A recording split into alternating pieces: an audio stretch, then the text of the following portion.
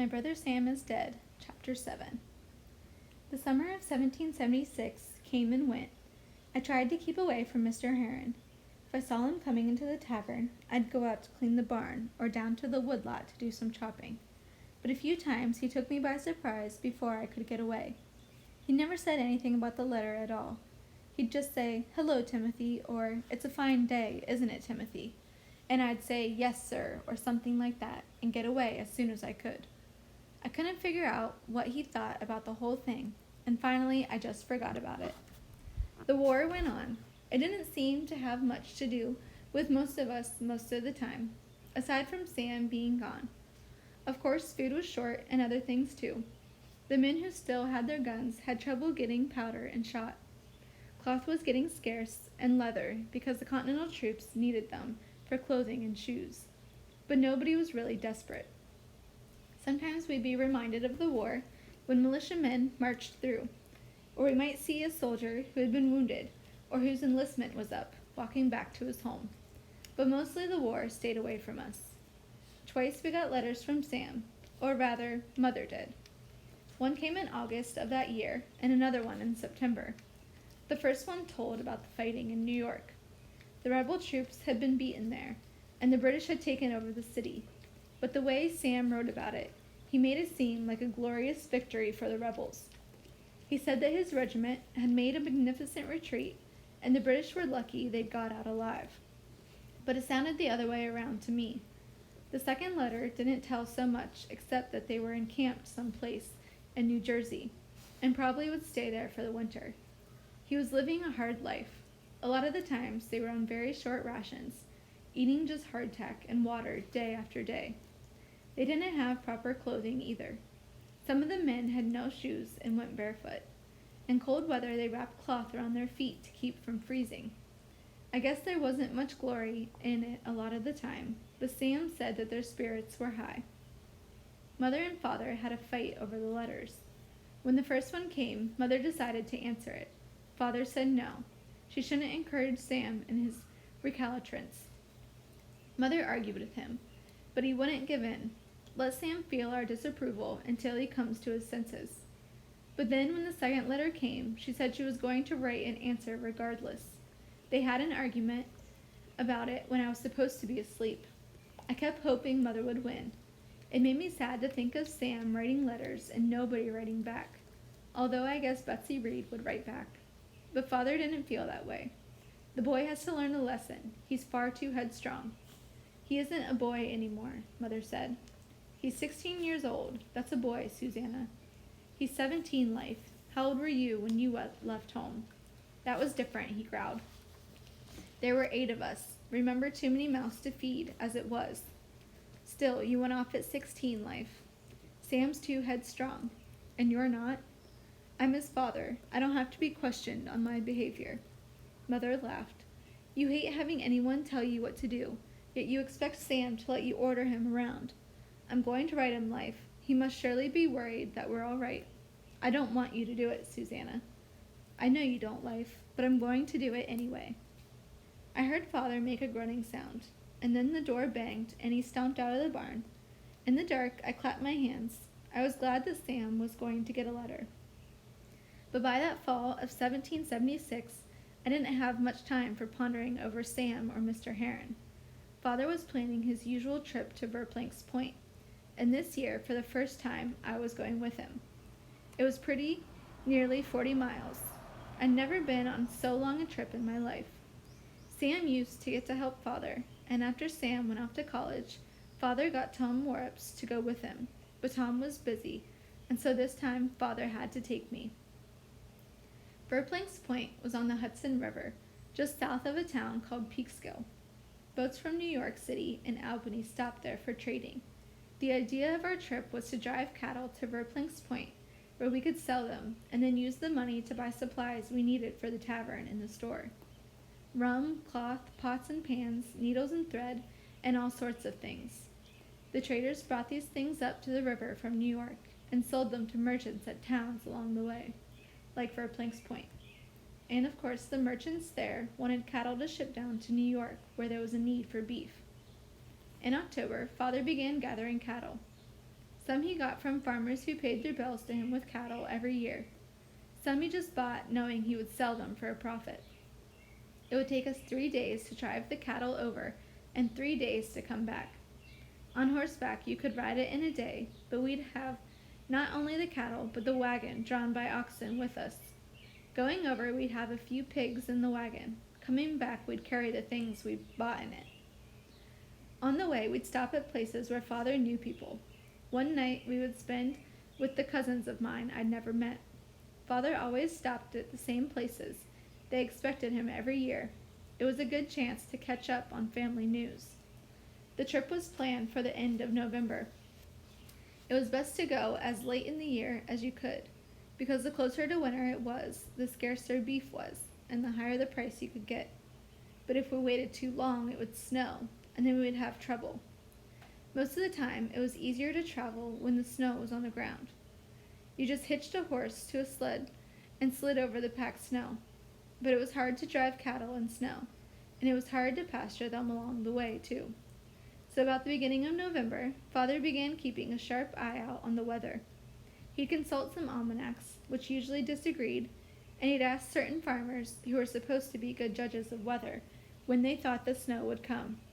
But the weather judges didn't agree any more than the almanacs did. So in the end, Father would go out and frown at the sky 12 times a day, and then make a guess. The truth is that Father didn't really want to take me. "I don't think you're big enough yet to handle the wagon," he told me. "I know how to handle the wagon, Father. I've done it lots of times." "Around here, yes, but not with 30 cows to look after as well. Besides, the woods are full of those cowboys over there. They claim they're patriots, gathering beef for the troops, but really they're nothing more than thieves, and we don't have a gun anymore." Father was right about the thieves who were called cowboys. We heard all kinds of stories from travelers about them. All of that part of Westchester County, from the Connecticut border over to the Hudson River, had gotten to be a kind of no man's land, with roving bands wandering around plundering people on the excuse that they were part of the war. "I'm pretty brave, Father," I said. He shook his head. "I don't like taking you, Tim, but I have no choice. There's nobody else to do it." I was glad there was nobody else to do it. It was pretty boring hanging around the tavern day after day, making fires and chopping wood and cleaning up and looking after the chickens and old Prue and the pigs. There would be a lot of exciting things on the trip. Meeting my cousins and seeing the Hudson River, which they said was a mile wide, and watching the boats sail up and down it. Besides, it would get me out of school for a few days. So Father collected cattle and watched the weather. And on the 20th of November, he came in from the weather look saying, "It's cloudy and getting chilly. I think we'd better start off in a day or two."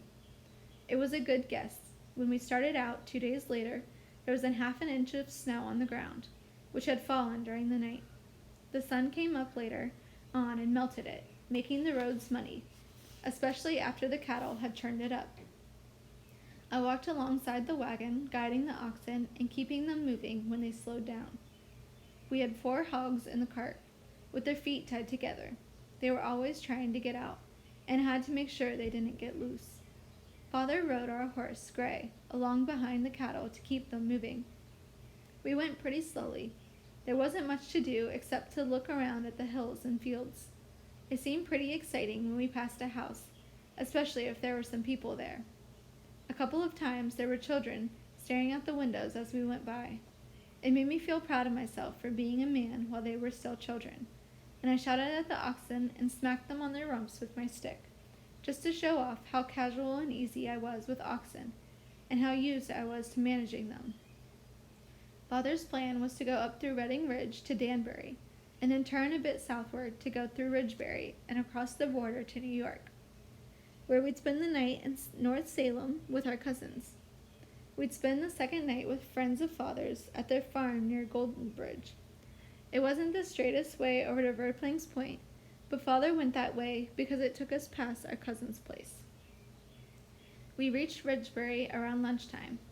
We didn't stop to eat, but chewed on some biscuits and drank some beer for thirst as we walked along. We couldn't have a conversation, really. The cattle made too much noise as they tromped along mooing, and we had to shout to hear each other. and that was why we didn't hear the men riding up on us until they came in sight over a little hill in front of us. There were 6 of them, and they were carrying weapons, mostly old muskets, but 1 or 2 of them had swords and pistols. They were dressed in ordinary clothing, brown shirts and trousers and muddy boots. As they came toward us, I began to turn the oxen to the side of the road so they could pass, but they didn't go on by. They charged up to us, surrounded us, and stopped. I knew they were cowboys. I pulled the wagon's long brake lever and whoa the oxen. The cattle stopped going forward and began milling around. I turned and looked back at Father. He sat on his horse among the cattle, looking very calm. "What's this?" he said. One of the cowboys pushed through the cattle to get close enough to Father to talk. "What's your name?" "What business is it of yours?" Father said. I was hoping Father wouldn't argue with the man. It scared me. "Government business," the cowboy said. "No doubt," Father said. "Answer the question or we'll hang you and the boy from the nearest tree." "My name's Meeker," Father said. "Where from?" "Redding." "Redding." The man turned in his saddle and spit onto the muddy road. "Tory country," he said. "I suppose this cattle is going to end up in lobsterback stomachs." Father shrugged. "Where it ends up, I don't know, and I don't care. I've been selling my beef at Verplank's Point for 10 years, and I haven't yet asked who was going to eat it. Times have changed, Meeker. Now we want to know who's doing the eating, and we don't want it to be the lobsterbacks. There's only one place where beef goes from Verplank's Point, and that's New York, and the British Army owns New York." I was getting pretty scared. He was tough looking. Father shrugged again. "I can't tell anybody what to do with a cow after I've sold it to him. That's his business. So the point then is not to sell it to the wrong people, isn't it? I can't tell who. Get down off that horse, Tory." "I don't think I like being called that," Father said calmly. "Please, Father," I said. "Jesus," the cowboy said. "All right, if you don't want to get down from the horse, we'll knock you off it." He pulled a pistol from his belt and pushed his horse a few steps further until he was within reach of Father. "Father," I shouted. He grimaced and shook his head. Then he got down from the horse. "That's better," the man said. "Now you and the boy walk out into the middle of that field and sit down." I looked at Father. "Do what he says, Tim. Go out there." "Aren't you coming?" "Go, Tim." By now the cattle were wandering all over the place. Some of them had got off the road ahead of the wagon. Others were edging out into the pastures alongside the road looking for forage. I pushed past a couple of cows, trotted out to the middle of the field, and sat down about 50 yards away from where Father was standing, among the cows, talking to the cowboys. I knew he was trying to talk them out of taking the cows. If we lost our cattle, we'd be in a lot of trouble, because we'd have no way of getting rum and the things we needed to run the store and the tavern. I could see him gesturing, pointing up the road, and then out to me as he explained something to the men. I wondered if he was scared. He seemed so calm and cool with the cowboys, but I wondered if down underneath he was really scared. I knew I was scared. Then I saw the man who had been doing all the talking lean down from the horse and hit Father with something. The barrel of the pistol, I guessed. Father put his hand up to cover his head. The man hit him again, and Father disappeared. He just dropped down among the cows, and I couldn't see him anymore. I jumped up, but Father didn't get up, and I still couldn't see him. "Father," I shouted. The cowboys turned to look at me. "Please," I shouted, "please don't hit him anymore." The men turned away from me. The man who had hit Father got off his horse and stood there beside it, staring down at the ground. I knew he was looking at Father. He was still holding the pistol in his hand. "Please don't shoot him," I shouted. "Please." This time they didn't even turn around to look at me. The man on foot kept waving the pistol around. He seemed to be talking, but I couldn't hear what he was saying. I stood in the middle of the field trying to think. Maybe I could run across the fields and find a farmhouse where they might be able to get some people to come and save Father. But if the cowboys saw me running, they could easily catch me in the open fields and ride me down if they wanted. I didn't know if I was brave enough to take a chance. The cowboys were still looking down at Father. I turned and began to run across the field. Behind me I heard somebody shout. Then I heard horses galloping. I swirled around to look. The cowboys were galloping off down the road in the direction they had come from. leaving the cattle and the wagon standing in the middle of the field. I stared, and then a different group of riders came charging up the road from the other direction. There were a dozen of them, and they were driving hard. As they came up to the cattle still milling about on the road, they reined up sharply. Then most of them threaded their way through the cattle and dashed on, leaving two behind. I saw Father stand up and began running back across the road to the field. The new horsemen had dismounted, and by the time I reached Father, they were helping him to the side of the road. I ran up. "Don't worry, Tim," he said. "I'm all right." He had a bad cut on his head, which was still bleeding, and another smaller one over his eye. His eye was swollen, and it was going to be black and blue by the next day. He sat down on the ground while one of the men washed out the cut on Father's head with water from a leather canteen and bandaged it with Father's own handkerchief. "Who were those people?" Father had asked. "Cowboys?"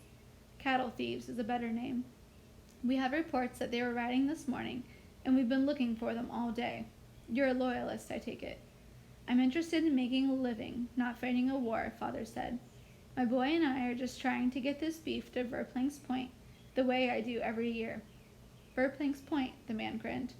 "It'll go to New York then. We'll see that it gets there. There are still a lot of people loyal to His Majesty in these parts." So they did. They waited until the others gave up on the chase and came back, and then they rode with us to New York line. We waited there again until they got us another escort to take us farther along the way, and we crossed over into New York the first time I'd ever been in a colony besides Connecticut. It disappointed me. It didn't look any different, and I didn't feel any different either. Here I was in a foreign country, and it was just like being at home.